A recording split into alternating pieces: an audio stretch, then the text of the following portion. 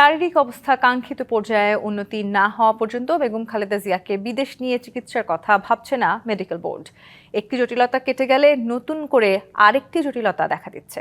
শারীরিক অবস্থা বিদেশ নেওয়ার উপযুক্ত নয় বলে তাকে লন্ডন নিতে আজ আসেনি এয়ার অ্যাম্বুলেন্স। বেগম খালেদা জিয়ার শারীরিক অবস্থা নিয়ে আরও জানাতে এভার কেয়ার হাসপাতালের সামনে থেকে সরাসরি যুক্ত হচ্ছেন সহকর্মী মোস্তফা মাহবুব। বেগম খালেদা জিয়ার শারীরিক অবস্থা নিয়ে কোনো ধরনের নতুন তথ্য আপনি জানতে পেরেছেন কিনা আমাদের জানাবেন। তন্নি, বেগম খালেদা জিয়া কিন্তু নিবিড় পর্যবেক্ষণে আছেন, যেমনটা আপনি কিছুক্ষণ আগেই দর্শকদেরকে জানাচ্ছিলেন।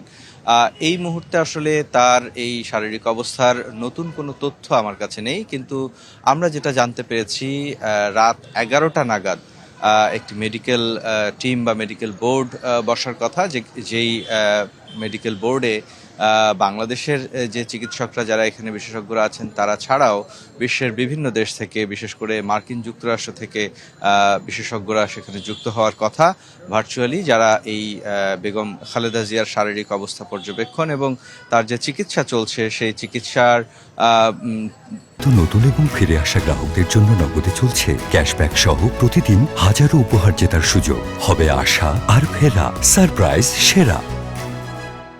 দেওয়ার পরে আসলে কতটুকু উন্নতি হচ্ছে বা অবনতি হচ্ছে এই সমস্ত বিষয়গুলো নিয়েই তাদের কথা বলার কথা রয়েছে বলে আমরা জানতে পেরেছি। সেটি হয়তো আনুষ্ঠানিকভাবে বিএনপির পক্ষ থেকে অথবা মেডিকেল বোর্ডের পক্ষ থেকে যদি জানানো হয়, তখন হয়তো সেই বিষয়ে আপনার মাধ্যমে আমরা দর্শকদেরকে আরও বাড়তি তথ্য দিতে পারবো।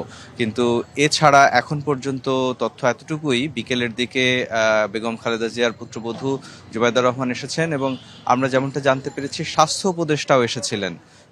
তিনি বেগম খালেদা জিয়ার যে শারীরিক অবস্থা সেটির খোঁজখবর নিয়েছেন বলেও আমরা জানতে পেরেছি। তার চিকিৎসকদের সাথে কথা বলেছেন, কিন্তু গণমাধ্যমের সাথে তিনি কোনো কথা বলেননি। এছাড়া আসলে এই মুহূর্তে বেগম খালেদা জিয়ার যে শারীরিক অবস্থা সেটি আগের মতোই বলা চলে। তো এই ছিল এখন পর্যন্ত আমার কাছে সবশেষ তথ্য। তন্নি, ধন্যবাদ মাহবুব আপনাকে।